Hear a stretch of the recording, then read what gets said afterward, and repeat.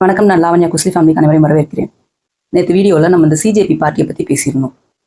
அவங்களுடைய போராட்டம் சரியா தவறா அதை பற்றிலாம் நம்ம டிஸ்கஸ் பண்ணவே இல்லை. அவங்க அங்கே படுற வேதனைகள் பார்க்கும்போது ரொம்ப கஷ்டமாக இருந்தது.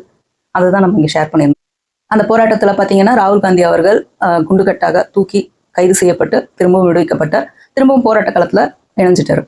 இதுக்கு நம்ம தமிழக வெற்றி கழக தலைவரும் முதலமைச்சருமாகிய விஜய் அவர்கள் கண்டனம் தெரிவிச்சிருந்தாங்க. மாணவர்கள் மேல அத்துமீறல் கூடாது அப்படிங்கிற மாதிரி தான் நம்ம தலைவருடைய நிலைப்பாடும். ரொம்ப ஆராய இந்த விஷயத்தை பத்தி உள்ள பாத்தீங்கன்னா என்னென்னமோ விஷயங்கள் வெளியே வருது. ஃபர்ஸ்ட் இனிஷியலா இந்த சிஜேபின்ற கட்சி ஆரம்பிச்சப்போ நான் ரொம்ப பெருமையா நினைச்சேன். பரவாயில்ல, ஒரு நல்ல நோக்கத்துக்காக ஆரம்பிக்கப்பட்டுள்ளது. முதலமைச்சர் விஜய் அவர்கள் தமிழக வெற்றி கழகம் அப்படின்ற ஒரு கட்சியை ஆரம்பிச்சு அது ஸ்டபானா நின்று அதுல ஜெயிச்ச முதலமைச்சர் ஆனப்புறம் மே 13, 15 அந்த தேதி வாக்குல இந்த சிஜேபின்ற கட்சி ஆரம்பிக்கப்பட்டது. சோஷியல் மீடியாவில் ஆரம்பிக்கப்பட்டது. பார்த்தீங்கன்னா செம்ம பூம் ஆச்சு. நான் நினச்சேன், ஓகே, ஒரு நல்ல காஸ்க்காக யூஸ் பண்ணுறாங்க, நல்ல விஷயம், இளைஞர்கள் நல்ல விஷயங்களுக்காக வெளியே இந்த மாதிரி போல்டாக வரணும் அப்படின்னு ஆச்சரியப்பட்ட சந்தோஷமும் பட்டேன். ஆனால் இந்த 2 நாட்களாக நமக்கு வர விஷயங்கள் பார்த்தீங்கன்னா ரொம்ப ஷாக்கிங்கான விஷயமா இருக்கு. அந்த சோஷியல் மீடியாவில் அந்த பிளாட்ஃபார்மில் சிஜேபின்ற பிளாட்ஃபார்மில் சேர்ந்துருக்கவங்க பார்த்தீங்கன்னா ஒரு சர்டைன் பெர்சன்டேஜ் வந்து பாகிஸ்தானியர்கள்னும், ஒரு சர்டைன் பெர்சன்டேஜ் வந்து பங்களாதேஷ் அப்படின்னும், ஒரு சர்டைன் பெர்சன்டேஜ் வந்து அமெரிக்கர்கள் அப்படின்ற மாதிரியும் அதில் காட்டுது. இந்தியர்கள்னு பார்த்தா இதை கம்பேர் பண்ணும்போது ரொம்ப குறைவு. அப்படி இருக்கும்போது இங்கே என்ன நல்லது நடக்கும் அப்படின்ற ஒரு கேள்விக்குறி வருது. அடுத்து நீட் அப்படின்ற விஷயத்துக்கு தான் இவங்க போராட்டம் நடத்திட்டு இருக்காங்கன்னு இத்தனை நாள் நம்ம நினைச்சிட்டு இருக்கோம். ஆனால் இப்போ உள்ள வந்து ஆர்டிகல் 370 பற்றி பேச ஆரம்பிச்சிருக்காங்க. இது எங்கேருந்து வந்தது இந்த நீட்குள்ளன்னு எனக்கு தெரியல. நீட்டுக்கும் ஆர்டிகல் 370க்கும் சம்பந்தமே கிடையாது. அப்படி இருக்கும்போது இதையே உள்ள எடுத்துட்டு வராங்க. சரி, இதை வந்து பிஜேபி அரசு எங்க ஆளுதோ அங்க போராட்டம் நடத்துறதுன்றது நியாயமான விஷயம். நாடாளுமன்றம் டெல்லியில இருக்கு, அதனால அங்க இருந்து போராட்டம் பண்றாங்க. ஓகே, அவங்களுக்கு அவங்க காதுக்கு இவங்களுடைய போராட்டம் போய் சேரணும், அவங்க அதை பார்க்கணும் அப்படிங்கிறதுக்காக அங்க நடத்துறது நியாயமான விஷயம். ஆனா தமிழ்நாட்டுல ஏன் நடக்குதுன்னு எனக்கு தெரியல. மற்ற நகரங்களை பத்தி நான் பேச விரும்பல. ஆனா தமிழ்நாட்டுல ஏன் நடக்குது? இங்க முதலமைச்சர் விஜய் அவர்கள் நீட்டுக்கு நாங்க எதிரானவர்கள் தான், நீட்டுக்கு நாங்க சப்போர்ட் பண்ண மாட்டோம், மாநிலங்களுக்கு நீட் தேவையில்லை அப்படின்னு தான் பேசிட்டு இருக்காரு. ஆனா அதை கண்ட்ரோல் பண்றதோ நிறுத்துறதோ நம்ம கையில இல்லை, அது ஒன்றிய அரசு கையில தான் இருக்கு. அதுக்கு என்னெல்லாம் பண்ண முடியுமோ, நம்ம எவ்வளோ எக்ஸ்ட்ரீம் எஃபோர்ட் போட முடியுமோ அவ்வளோ போடலாம் அப்படின்றது தமிழக வெற்றி கழக தலைவரும் முதலமைச்சருமாகிய விஜய் அவர்கள் கூறுவது இதுதான்.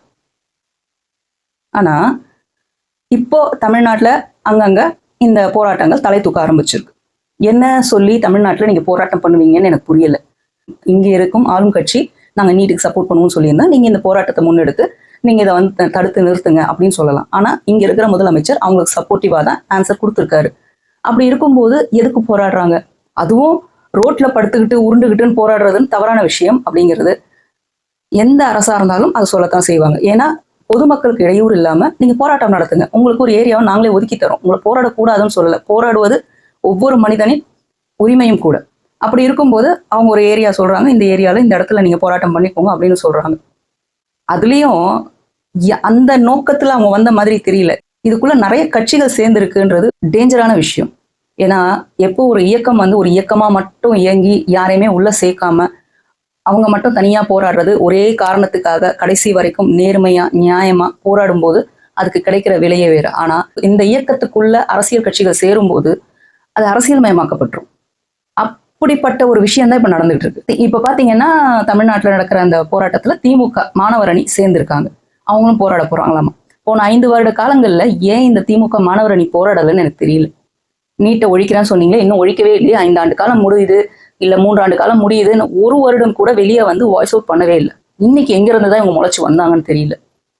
ஸோ யோசிக்கிறவங்க அங்க போராடுற உண்மையான போராடும் மாணவர்கள் தமிழ்நாட்டிலும் சரி அந்த சென்ட்ரல்லையும் சரி போராடும் ஒவ்வொரு மாணவர்களும் யோசிக்க வேண்டிய விஷயம், நம்ம மாணவர்கள் மட்டும்தான் இங்க இருக்கோமா, ஒரே குறிக்கோளோட இருக்கோமா, நம்மளை தாண்டி சமூக விரோதிகளோ இல்ல அரசியல் கட்சிகளோ அதை அவங்களுக்கு யூஸ் பண்ணிக்கிறதுக்காக உள்ள யாராவது வராங்களான்னு யோசிக்க வேண்டியது அது அவங்களுடைய கடமை.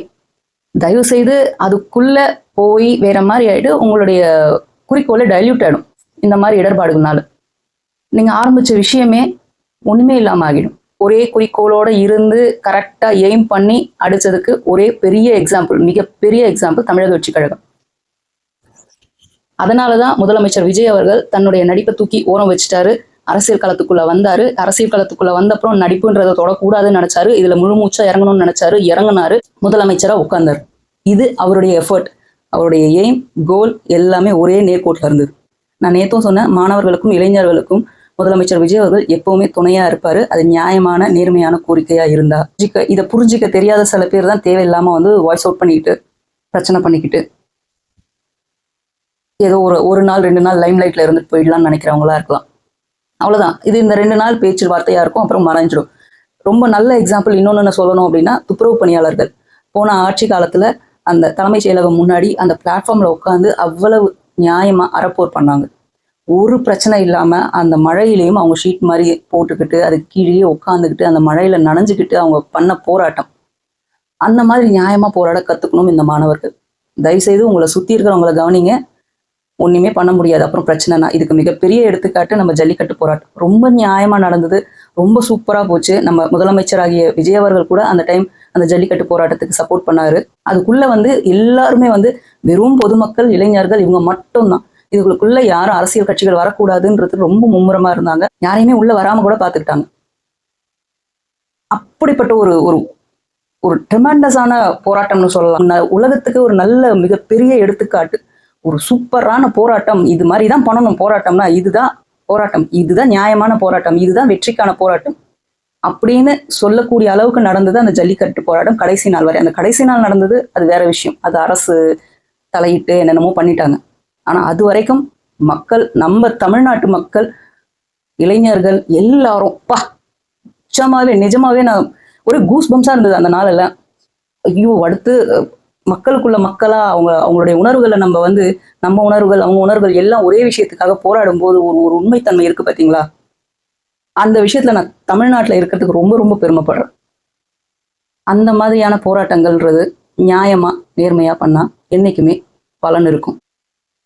அடுத்த விஷயம் பாத்தீங்கன்னா, முதலமைச்சர் விஜய் அவர்கள் முதல்வரின் காலை உணவு திட்டம் அப்படின்னு இருந்தது. பெருந்தலைவர் காமராஜர் காலை உணவு திட்டம்னு மாத்திட்டாங்க. இதுல திமுக சைட் கொந்தளிச்சு போயிருப்பாங்க. ஸ்டிக்கர் ஒட்டுறாங்க அந்த தாவேக்காவினர் அப்படின்னு சொல்லிட்டு இருந்தவங்க கடைசியில காமராஜர் ஐயாவோட ஸ்டிக்கரை தூக்கி தான் இவங்க முதுகுல இவங்க முகத்துல குத்திட்டு சுத்திட்டு இருந்தாங்க இத்தனை. அந்த ஸ்டிக்கரை பிச்சு எடுத்துட்டாரு நம்ம முதலமைச்சர் விஜய் அவர்கள்.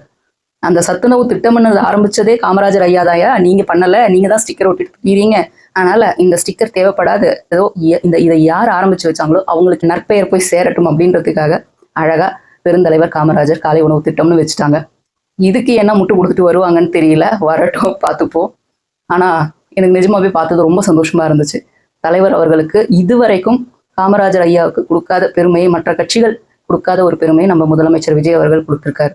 அப்புறம் ஃபர்ஸ்ட் ஷோ போய் பார்த்துட்டு எத்தனை பேர் போய் பார்ப்பீங்கன்னு தெரியல. பார்த்தீங்கன்னா எப்படி இருக்குன்னு படம் பார்த்துட்டு வந்து சொல்லுங்க. நான் இப்போ வரைக்கும் ஒரு சீன் கூட பார்க்கலங்க. என்னதான் அது ஆன்லைன்ல லீக் ஆனாலும் நானும் வெயிட்டிங். படம் பார்த்துட்டு அதை பத்தி அதுக்கப்புறம் பேசுவோம். அதுவரை நம்ம அரசியல் களத்தை பத்தி பேசிக்கொண்டிருப்போம். மேலும் பேசுவோம். நன்றி, வணக்கம்.